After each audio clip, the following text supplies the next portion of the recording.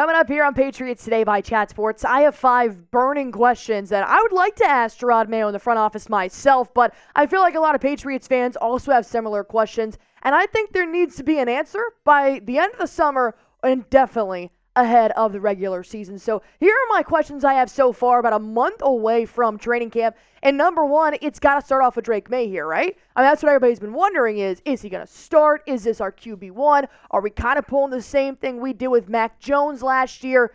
But ultimately, I just want to know, are the Patriots going to end up throwing Maye into the fire here? Because the reason why I don't think Drake Maye is going to be QB1 to start this season is because of what Mac Jones just did with the New England Patriots. They don't want to just completely put him out there and say, all right, kid, you may be 21, 22, 23, go win us a Super Bowl. That's just not really going to happen here. But I am intrigued to see if Drake Maye is going to show off his skill set in training camp and could possibly win that QB1 battle during then, because Brissett right now, as Alex Van Pelt has said, is pretty much the QB1. At least that's what the reps he's taking in OTAs and minicamp. But intrigued to see if the Patriots are going to get overzealous by the rookie skill set, and if they're just going to go into the Drake Maye lore and just decide to put him at QB1 heading into the regular season and pretty much throw him into the fire like that. Because I've said this once, and I'll say it again, you don't want to repeat what you just did with Mac Jones. It wasn't successful, it didn't help anybody, and now he plays in Jacksonville. I think Drake Maye does have the skill set to be the face of the franchise for a quarterback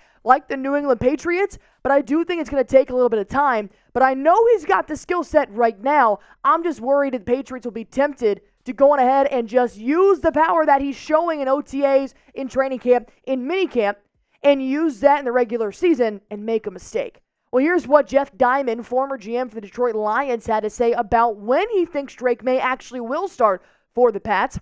He said the Patriots have a rough first 6 weeks with matchups against 3 2023 playoff teams and 3 other expected playoff contenders. Plus, 3 of the first 4 are on the road, at Cincinnati, home versus Seattle, at Jets, at San Fran, before home games versus Miami and Houston. Brissett gets the nod early, but after a likely 1-4 or 0-5 start, which would really suck, the switch mode is made to Maye so he can accelerate his development by getting regular season experience. I think ultimately there are kind of 2 questions here as well, because yes, you're going to have a rookie in Drake Maye, but you also have a veteran that hasn't had great success in the NFL with Jacoby Brissett. So now you've got another burning question that's going to kind of be answered at the start of the regular season. How long can Jacoby Brissett go as the New England Patriots quarterback? Because I've seen him play for the Commanders. He's not really the QB1 type. Yeah, he can win you some ball games, but in order to get to the playoffs, I don't know if Jacoby's your guy. This is a completely different structure, completely different offensive coaching style. You got different weapons around him, so he could be successful. But I'm wondering if they're even going to bother with a Jacoby Brissett at QB1 to start this season. I think they will. I really do agree with Jeff Diamond. I think we see Drake Maye more so towards the Week 5, Week 6 era. There is no doubt, though, that Drake Maye will start this season. I have 110% belief that Drake Maye, in one of these games, in the next 17 that are on the schedule for the Patriots, Drake Maye will be the starter. I don't know exactly when. I'm going to guess around that Week 5, Week 6 mark, but it's pretty sure that Drake Maye will be a starting quarterback for the Patriots this year. Another question the Patriots are going to have to really start looking at is the offensive line starters. Because we know OTA and minicamp, it looked like a game of scramble out there. They are just trying to figure out who fits best in which position, right or left. They're flip-flopping back and forth.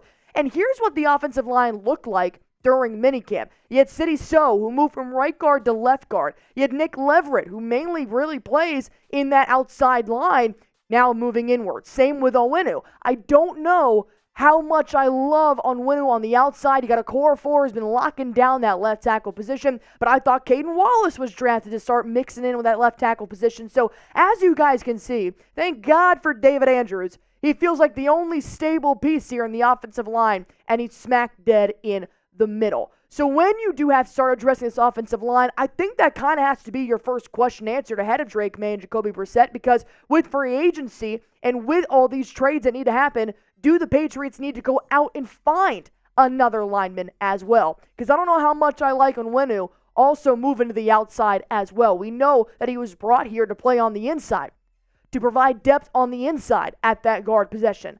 And now when he's kind of moving to the tackle, I just don't think his strength is also being provided on the outside, which is making me think, all right, we got to get a left tackle now, possibly a right if you decide to put Onwenu back inside. Here's what Jerod Mayo had to say about the Patriots offensive line, though, saying the best players will play. That's how I think about it. It's all competition, and we're going to try to put the best 5 out there. So maybe the best 5 does include Onwenu being on the outside. I'm not Jerod Mayo. I'm not Alex Van Pelt. I don't run the offense here for the Patriots, but I have a lot of question marks surrounding this offensive line for the Patriots, and that, in my opinion, has got to be answered sooner rather than later, or it's going to be a very ugly 4-win season once more.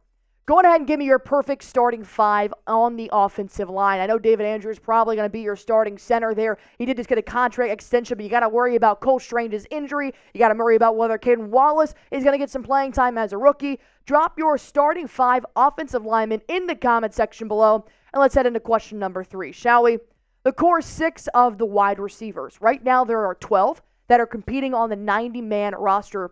And I do think that that's a good situation for the Patriots to be in, because you got to remember back to last year where Pop Douglas was kind of the lone rider and really the only option that Mac Jones did have at a receiver. And here's my top 5/6 receivers that I would like dressing up every single Sunday here for the Patriots. You got Kendrick Bourne, who I do think has the opportunity to be the veteran wide receiver 1 here for the Patriots. Will he be an explosive wide receiver 1? Maybe not, but he could be very reliable. Jalen Polk, I have huge expectations for Jalen Polk, but that's the thing. They're just expectations right now. I have yet to see him play in the professional league. I got Javon Baker, touchdown Baker, the touchdown maker. I'm really excited to see what he can do as well. Pop Douglas, I think he's going to have a breakout year. And you got KJ Osborne, who really was the closest receiver last year out of this core to reach 1,000 yards in the NFL. And then Jalen Reagor, who I do think may slip in there to make it wide receiver 6.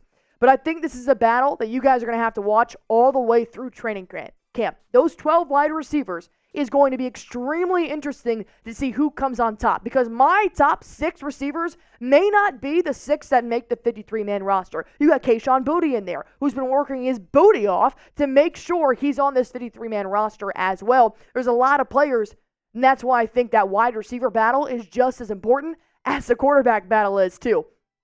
But to be honest, I'm going to start leaning towards Jalen Polk to be your wide receiver 1. Why? Because I think that's why he was drafted to the Patriots, to do just that. He was wide receiver 1 with Washington, and we know that he had a phenomenal quarterback there and a national championship caliber team. I think Polk, if he does live up to the hype, could easily be the wide receiver 1 for the New England Patriots in the 2024 NFL regular season.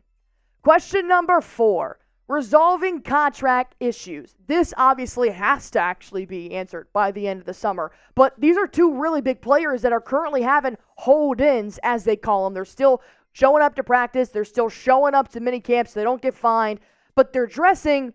But Davon Godchaux is not actually participating. He's not stretching. He's not going through the motions. He's just there so I don't get a fine. Whereas Matthew Judon, he is actually stepping up, and he recently got a salary tweak, so he's not that hard-strung on it. But Godchaux, I do think, is going to be an issue if you do not end up giving contract resolutions to these 2 guys. I mean, those are 2 extremely big players here for your defense. And Adam Schefter did also mention this tweet after Ramondre Stevenson just got an extension, a 4-year extension as a running back, saying Patriots continue their trend of re-signing and retaining their own talent this offseason. They've already extended Stevenson, extended Duggar, and they even did more things as well this offseason so far. Mike Onwenu, tight end Hunter Henry, wide receiver Kendrick Bourne, Anthony Jennings. So something is pointing towards Godchaux and Judon to get something resolved here. That's the good news. But if I'm Godchaux and Judon, I might continue holding in, knowing, hey, look, they've done already these amazing contract things for these role players. When am I next? And my 5th question I would love to have answered by the end of the summer is there more to explore in free agency? I do still think the Patriots kind of have some missing pieces in their roster, kind of like Swiss cheese right now, where the whole thing seems to be there, but I'm just looking for a couple of things to fill it in here. And I'm specifically going to start looking at certain positions where I think they could actually benefit from the free agent market. I do think you have to make a move towards the end of June here. This is kind of when the NFL teams start to really solidify their roster because training camp is no joke. This is where they actually truly figure out where those puzzle pieces do fit in order to be successful in the regular season. So we could see some more free agent moves coming up here in the next couple of weeks. And if I am the front office, I'm looking at the cornerback position and I'm looking at your left tackle. You just signed Liam Fernandel, the offensive lineman out of the UFL, to a $2 million contract. He's been known to play left tackle. That definitely helps, but there could be more out there. And I want to know who's going to be next to Christian Gonzalez. Is it one of the Joneses? I want to know where that right CB is going to come from, and I do think free agency could be your friend here.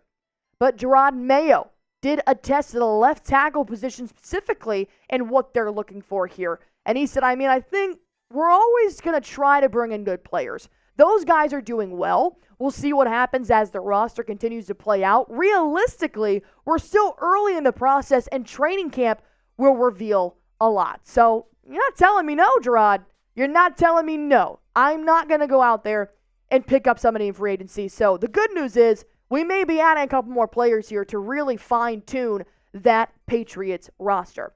But now my question is to you guys. What questions do you want the Patriots to answer this offseason towards the end of the summer? It could be by the end of June. It could be before training camp, at their training camp. Doesn't matter because I know there's a lot of big fat question marks surrounding a lot on the New England Patriots this year. Go ahead and comment them down below. And as always, be sure to hit that sub button for me. Anything and everything New England Patriots, you're going to find it right here at Patriots Today by Chat Sports. So go on ahead and subscribe.